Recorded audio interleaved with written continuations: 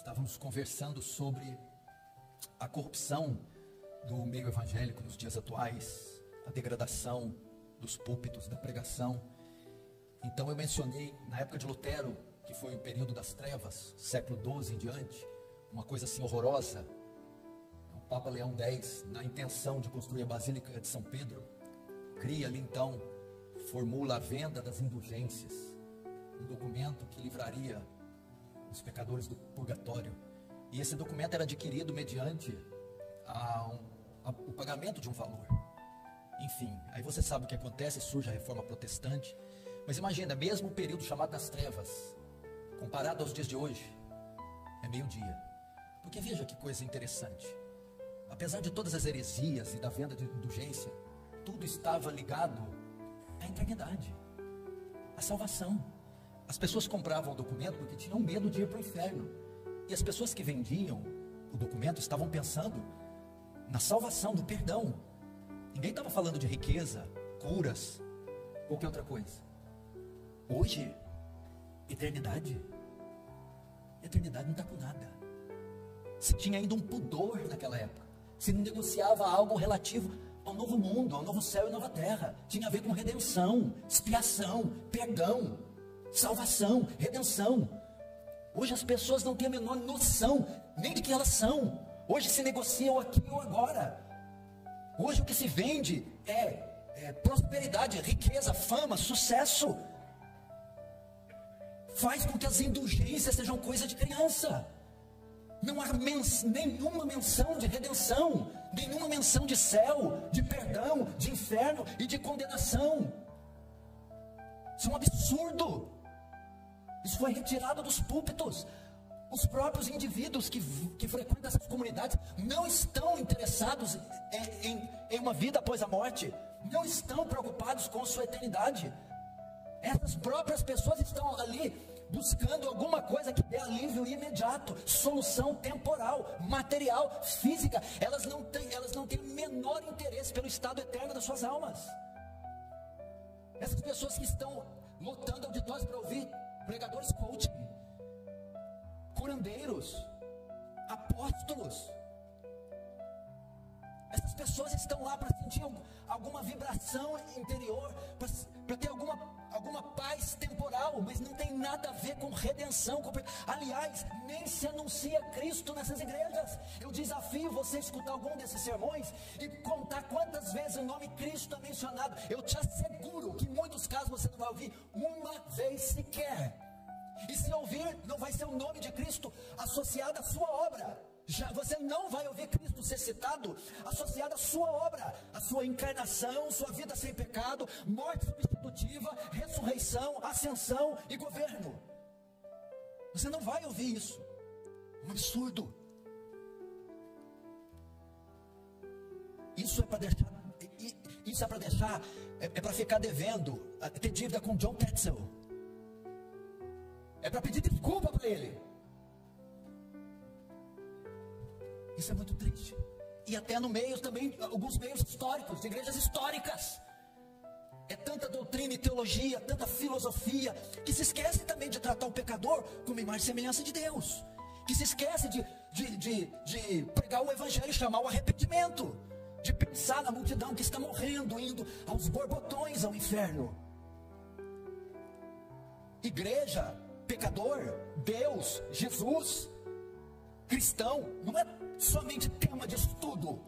O Deus da Bíblia é um Deus vivo. Não é um cadáver que eu abro, estudo fígado, rim, coração, depois cobro amanhã, eu acabo de estudar o resto. Não, é um Deus vivo que eu tenho que ter relacionamento. A igreja de Cristo é um povo eleito, povo esse que nós pastores temos que chorar. Pecadores são almas que, a semelhança de John Knox, deveríamos também dizer: dá-me as almas do Brasil, senão eu morro. Dá-me as almas do Nordeste, senão eu morro. Dá-me as almas de Recife, senão eu morro. O que nós estamos precisando é de um avivamento. É de um avivamento. Eu falo à minha igreja várias vezes e falo na oração inicial: Senhor, Eu estou cansado desse ativismo evangélico, eu estou cansado de programação e programações, retórica. Meu Deus, onde está a demonstração de poder que ocorria no tabernáculo metropolitano quando Spurgeon pregava? Que acontecia em Northampton quando Jonathan Edwards pregava? Que acontecia na Inglaterra quando George Whitefield pregava? Ou na capela de Westminster, quando às sextas-feiras aquele doutor abria a Bíblia em Romanos e expunha o texto com poder, lógica em chamas? Precisamos disso.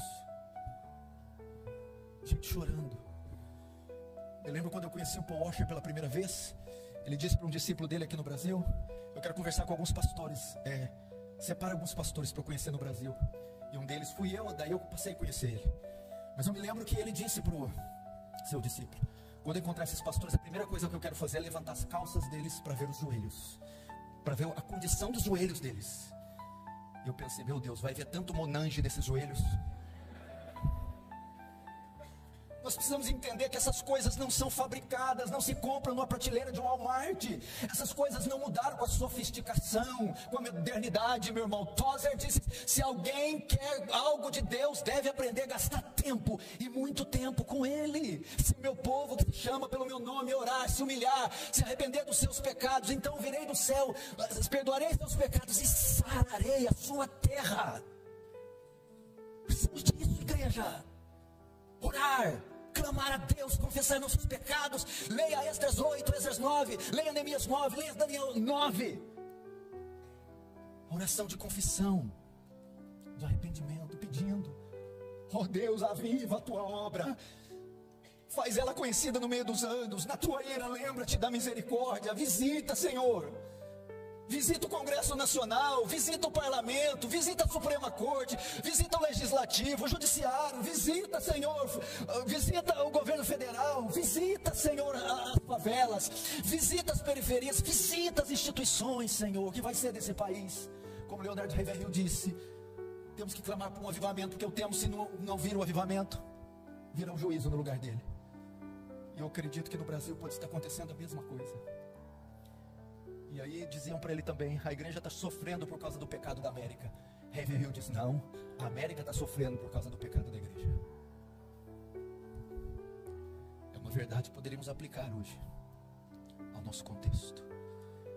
Irmãos, eu queria isso de vocês. Hoje, graças a Deus, nós não temos mais problema com o conhecimento. Ele chegou a nós. Muitos pregadores dizem que o YouTube está fazendo para a igreja hoje o que Gutenberg e a imprensa fizeram para Lutero na Idade Média. O conhecimento tem chegado. Pregações expositivas, seminários online, livros, pregadores dos mais distintos brasileiros e norte-americanos, teologia reformada crescendo nos 4 cantos do país. O conhecimento, hoje nós não podemos esconder atrás da desculpa da ignorância. O conhecimento está disponível. Entretanto, eu temo que nós já tenhamos conhecimento suficiente, ou para trazer o avivamento, ou para nos santificar, ou para nos condenar, porque agora chegou a hora de colocar isso em prática. Chegou a hora de sairmos. Vós sois o sal da terra e a luz do mundo. Chegou a hora de alçarmos a nossa voz na universidade, no curso fundamental, no médio, na repartição do trabalho, na empresa. Alçarmos a nossa voz e pregarmos o Evangelho de Cristo. Testemunharmos da nossa fé para esse mundo perdido. Precisamos pôr em prática. Já lemos sobre a coleção de livros de Ian Bound sobre a oração. Agora precisamos dobrar nossos joelhos e orar. Já lemos sobre os sermões poderosos de Spurgeon. Agora chegou a hora de nós replicarmos a mesma coisa. Precisamos fazer isso. Ir às ruas, pregar o Evangelho de forma informal ou formal, grupos formais ou informais, em tempo e fora de tempo. Você já imaginou se Recife for visitada com avivamento? Se a primeira igreja for visitada com avivamento?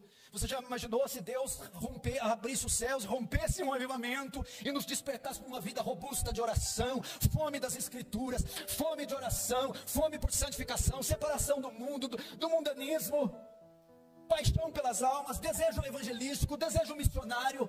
Que rebuliço nós não causaríamos aqui? Você deve orar por isso. Pastor, mas já está tão bom. Sim, mas nós não temos ideia o quão bom ainda pode ser. Pastor, mas tem crescido tanto. Sim, mas não temos ideia o quanto ainda pode crescer mais. Quem concorda comigo diz amém. E essa não é a mensagem que eu vou pregar, tá? Agora eu nem sei o que eu prego mais.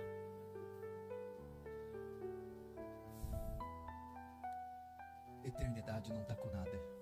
Meu Deus. Papa Leão, John Tetzel, purgatório, indulgência.